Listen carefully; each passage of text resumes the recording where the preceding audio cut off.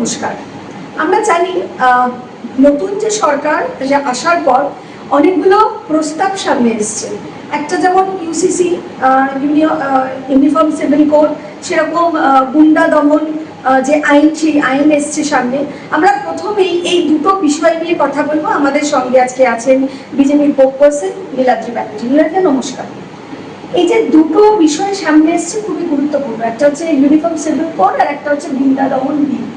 অনেকেই বলছে গুন্ডা দমন বিলটা আসার ফলে পুলিশকে একটু বেশি ক্ষমতা দিয়ে দেওয়া হলো, তার অপব্যবহার বা তার প্রতিফলনটা সমাজে অনেক অনেক সময় ভুলভাবে প্রতিফলিত হতে পারে।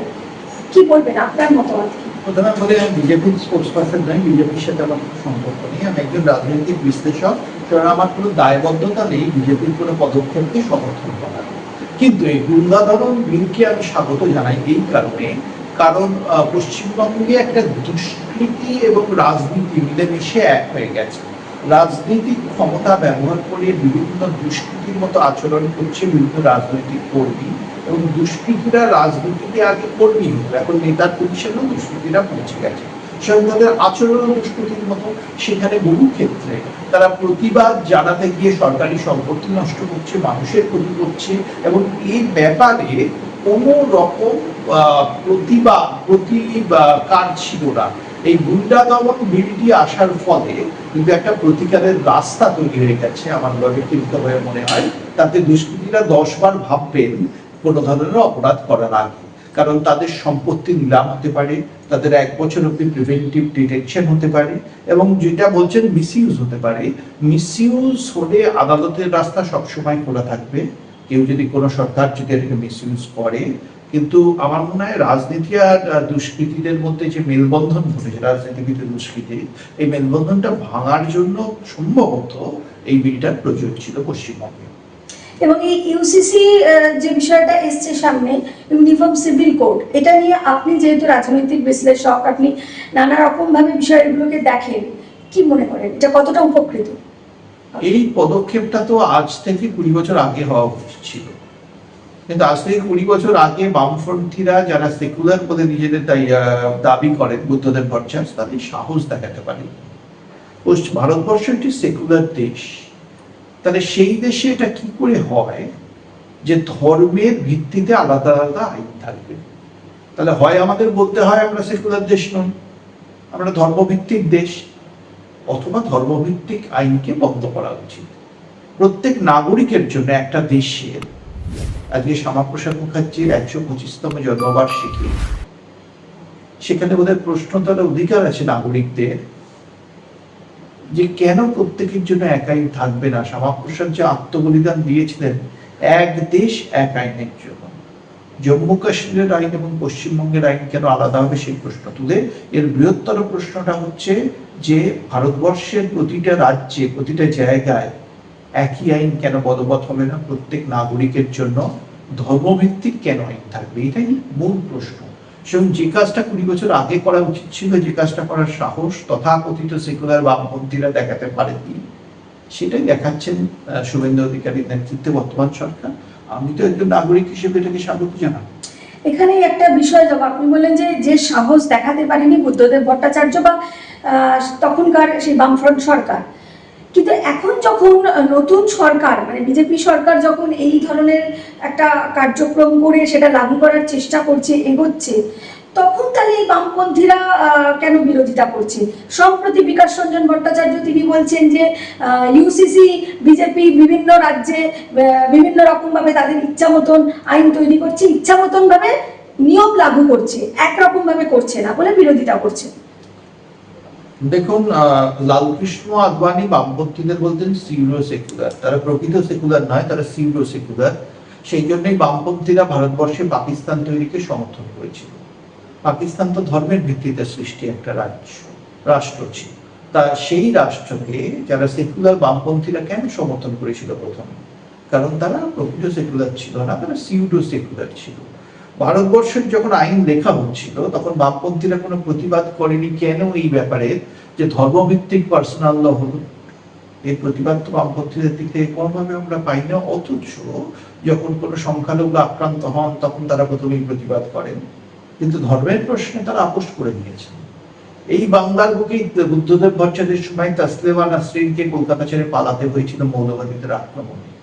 তাসলিমা নাসরিন তো হিন্দুও ছিলেন না, মুসলমান ছিলেন।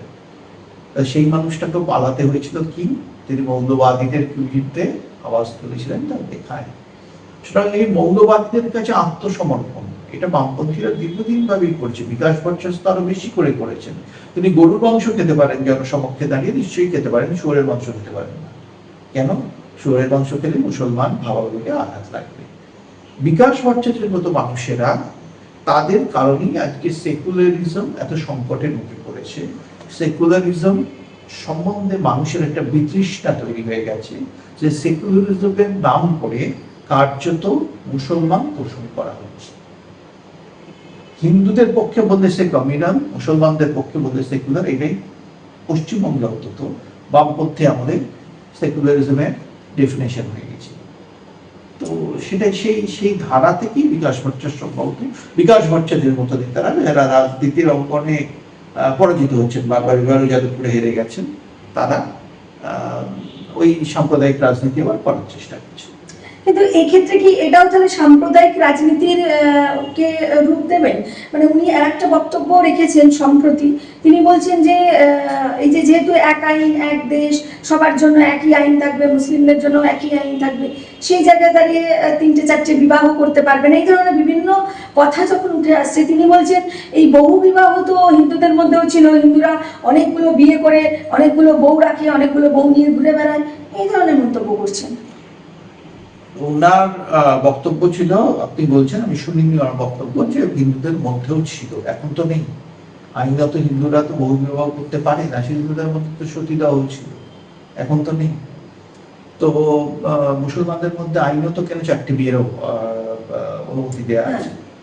আবার এটাও দেখুন, পুরুষরা 4টে বিয়ে করতে পারে, মেয়েরা একসাথে 4টে বিয়ে করতে পারে না।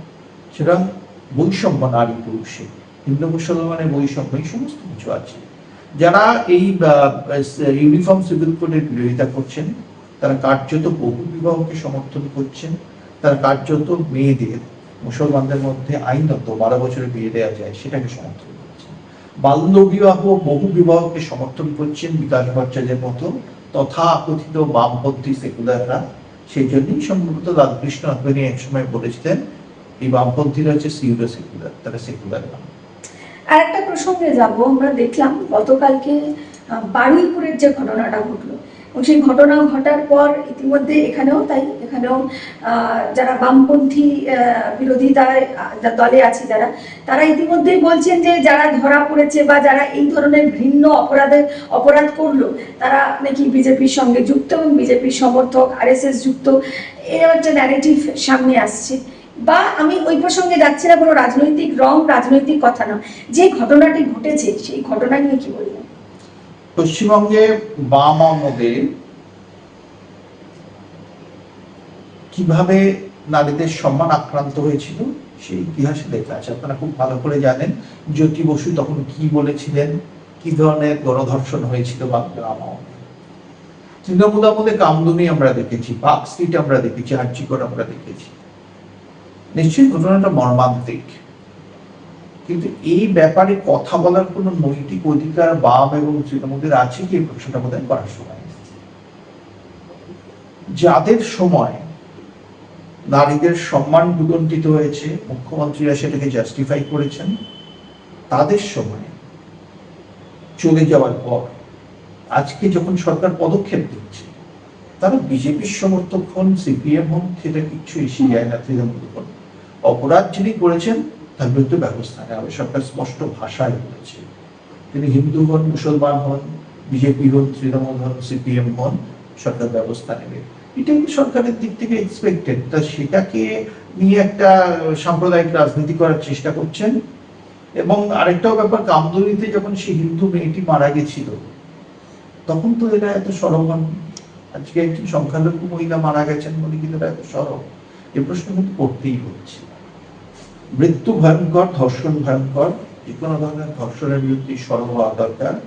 কিন্তু কেউ যদি সিলেক্টিভলি সরব হয়, এবং তারা যদি সিলেক্টিভলি সরব হয় যাদের আমলে নারীদের বিরুদ্ধে ভয়ঙ্কর রকমের অত্যাচার হয়েছে, তাহলে কিন্তু প্রশ্ন করতেই হবে। মমতা বন্দ্যোপাধ্যায়কে যেভাবে হোম অ্যারেস্ট করা হলো, তিনি বলছেন আমাকে হোম অ্যারেস্ট করে রেখেছে কারণ আমাকে ভয় পাচ্ছে। মানে উনি যেহেতু বারুইপুর পরিবারের সাথে দেখা করতে যাবে বলেছিল, তারপরেই দেখা গেল অতিরিক্ত পুলিশ বাহিনী তার বাড়িতে একটা গার্ড দিচ্ছে এবং ঘিরে রেখেছে। কি বলবেন? কেউ যদি সাম্প্রদায়িক উস্কানিমূলক কোনো বক্তব্য রাখে, যেটা মমতা অতীতে রেখেছেন, কেউ যদি সাম্প্রদায়িক উত্তেজনা তৈরির চেষ্টা করেন, তাকে শক্ত হাতে দমন করা সরকারের কর্তব্য। মমতা বন্দ্যোপাধ্যায়ের যে রাজনৈতিক ইতিহাস, সেখানে বারবার তিনি সাম্প্রদায়িকতার সীমারেখাটাকে লঙ্ঘন করেছেন, হিন্দু বিরোধী বক্তব্য রেখেছেন, সাম্প্রদায়িক উস্কানি দিয়েছেন। সুতরাং তাকে যদি প্রিভেন্টিভ ভাবে এই ঘটনাতে স্থলে যাতে না যেতে পারে, অশান্তি যাতে কোনোভাবে না হতে পারে, সরকার যদি পদক্ষেপ নেয়, আমার মনে হয় সাধারণ মানুষ সেটাকে সাধুবাদ জানাবেন। মমতা ধর্ণামঞ্চে দাঁড়িয়ে কিভাবে হিন্দুদের উস্কানি দিয়েছেন, সেটা আমরা সবাই মনে করি। মমতার পাস্ট হিস্ট্রি বলে তিনি সাম্প্রদায়িক উস্কানি দিয়েছেন, তার বিরুদ্ধে প্রিভেন্টিভ অ্যাকশন নেওয়া সমস্ত অধিকার সরকারের রয়েছে। এবং মমতা বন্দ্যোপাধ্যায় বিরোধী দল নেতা বা নেত্রীও নন, এটা মনে রাখবেন। তিনি নির্বাচনে হেরে গেছেন, তার দল এখনো তো ঋতব্রতর কাছে অফিসিয়ালি সেই তৃণমূলের প্রতীক বা কোনোটাই এখনো পর্যন্ত যায়নি, সবটাই অফিসিয়ালি প্রসেসের মধ্যে আছে। রিকগনাইজ করেছে স্পিকার বিরোধী দলনেতা হিসেবে। ঋতব্রতর বাড়ি যদি ঘেরাও করে রাখতো, ঋতব্রতকে যদি যেতে না দিত, তাহলে একটা প্রশ্ন হতে পারত। মমতা বন্দ্যোপাধ্যায় স্টেটাসটা কেউ টেকনিক্যালিও নন, হেরে গেছেন।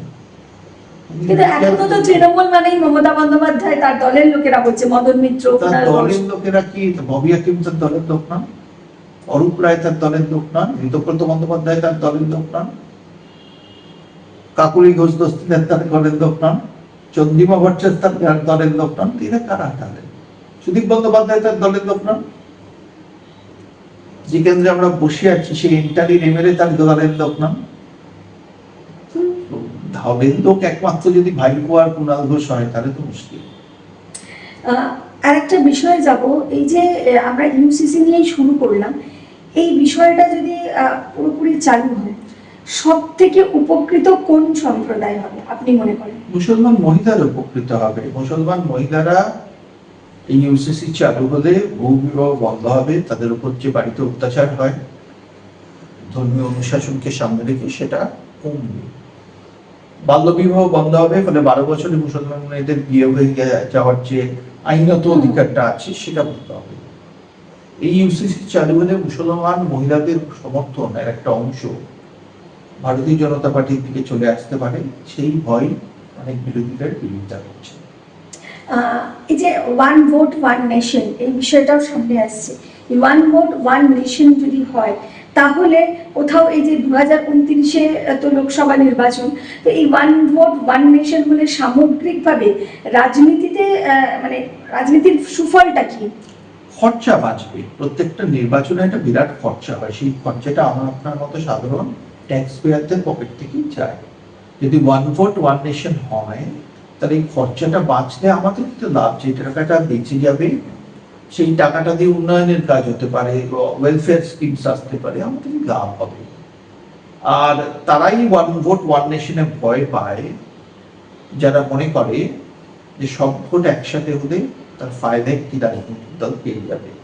কিন্তু সেটা কেন তারা ভাবছে? তাহলে কি তাদের জনগণের উপর আস্থা নেই? সব ভোট যদি একসাথে হয়, তাহলে মানুষ কেন একটি বিশেষ রাজনৈতিক দলকে সমর্থন করবে বলে তারা ভয় পাচ্ছে?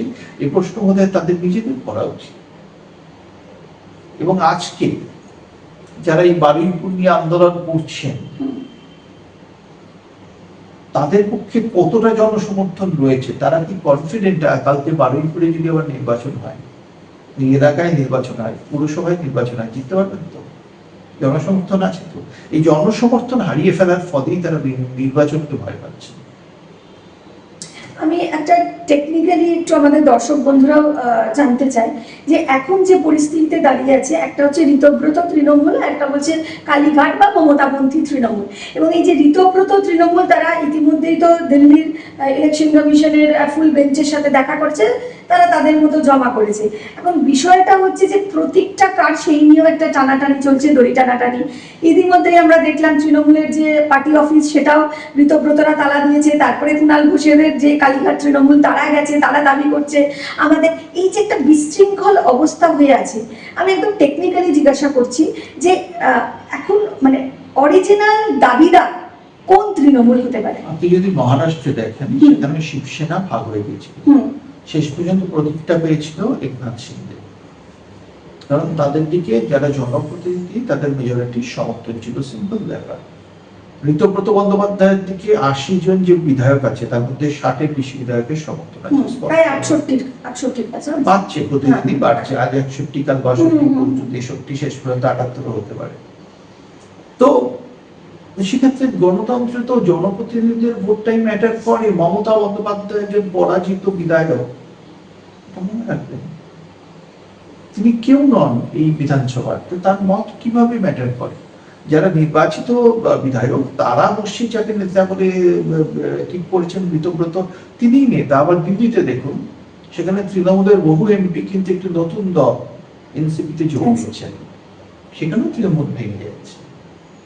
সুতরাং তৃণমূলের যে ছত্রভঙ্গ অবস্থা এবং যে খেলা তৃণমূলের মধ্যে চলছে, বোধহয় তারা একসময় স্লোগান দিয়েছিলেন খেলা হবে, সত্যি তৃণমূলের মধ্যে খেলা হচ্ছে। একদম শেষ প্রশ্নে যাব। শ্যামাপ্রসাদ মুখার্জির এই বাংলা, আজকে তার জন্মদিবস, কি বলবেন? দেখুন, শ্যামাপ্রসাদ মুখার্জি ছিল বলেই পশ্চিমবঙ্গটা পাকিস্তানে চলে যায়। আর যদি পাকিস্তানে যেত তাহলে আজকে বাংলাদেশে হিন্দুদের যে অবস্থা, আমাদের সেই অবস্থা হতো। শ্যামাপ্রসাদ মুখার্জি ছিল বলেই কাশ্মীরে আজ 370 ধারা অবলুপ্ত হয়েছে, কারণ তিনি আত্মবলিদান করেছিলেন। তার কোনো প্রয়োজন ছিল না কাশ্মীরে গিয়ে আত্মবলিদান করার, কিন্তু আত্মবলিদান করেছিলেন। শ্যামাপ্রসাদ মুখার্জি ছিল বলেই তার যে জনসংঘের প্রতিষ্ঠা হয়েছিল 1951 সালের 21শে অক্টোবর। এই জনসংঘ আজ ভারতীয় জনতা পার্টি রূপে ভারতবর্ষকে নেতৃত্ব দিচ্ছে। বাঙালির প্রতিষ্ঠিত একটি দল আজকে বিশ্বের বৃহত্তম রাজনৈতিক দল, এবং তাদের নেতৃত্বে ভারত আজ বিশ্বগুরু হয়ে উঠছে এবং অর্থনৈতিকভাবে বিশ্বের দ্রুততম বৃদ্ধিপ্রাপ্ত বড় অর্থনীতি ভারতবর্ষ। এটা নিয়ে যদি আমরা বাঙালিরা গর্ব না করি তাহলে কে করবে? এখন আমরা কেন গর্ব করিনি, কেন সেলিব্রেট করিনি মানুষটার জন্মদিন? আজকে 125তম জন্মদিনে এসে যদি আমরা সেলিব্রেট করে থাকি, সেটা আশার কথা, বেটার লেট দ্যান নেভার। কিন্তু বাঙালি হিসেবে প্রত্যেক বাঙালি সুভাষচন্দ্র বসুকে নিয়ে যেমন গর্বিত হওয়া উচিত, ঠিক তেমনই শ্যামাপ্রসাদ মুখার্জিকে নিয়েও গর্বিত হওয়ার অধিকার আছে। অসংখ্য ধন্যবাদ নীলাদ্রিদা, অসংখ্য ধন্যবাদ দর্শক বন্ধুদের যারা এতক্ষণ অনুষ্ঠানটি শুনছিলেন।